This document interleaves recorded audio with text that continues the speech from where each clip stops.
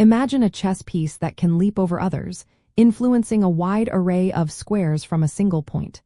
Which piece comes to mind? Yes, absolutely.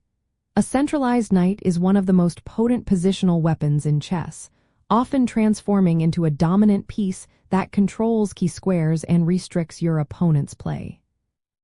The fundamental reason a centralized knight is so powerful lies in its unique movement pattern and the geometry of the chessboard. From a central square, a knight commands a maximum of 8 squares, influencing both sides of the board and often several critical pawn breaks or tactical targets. In contrast, a knight on the edge or in a corner controls significantly fewer squares, reducing its effectiveness dramatically.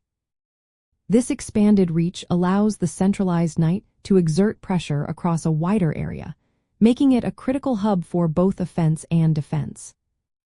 Furthermore, a centralized knight often occupies an outpost, which is a square safely protected by a friendly pawn, usually deep within enemy territory.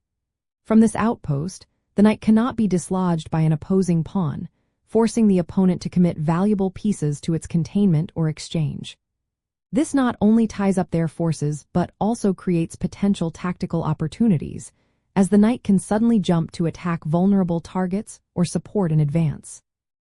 To achieve and exploit a centralized knight, first look for squares like d4, e4, d5, or e5 that can be securely occupied. You should then aim to protect these squares with pawns or other pieces, ensuring the knight cannot be easily exchanged or driven away. Once established, consider how your knight can support a pawn advance, create a direct attack on the enemy king, or simply restrict the movement of your opponent's important pieces. For instance, a knight on d5 can prevent a bishop from moving to e6 or block a rook on the d-file. A key concept here is the distinction between a centralized knight and a blockading knight. While both are powerful, a centralized knight might be more dynamic, ready to jump. A blockading knight, often on the 6th rank in front of an isolated pawn, is more static but equally potent in suffocating an opponent's plans. Mastering both uses of the knight is crucial for positional play.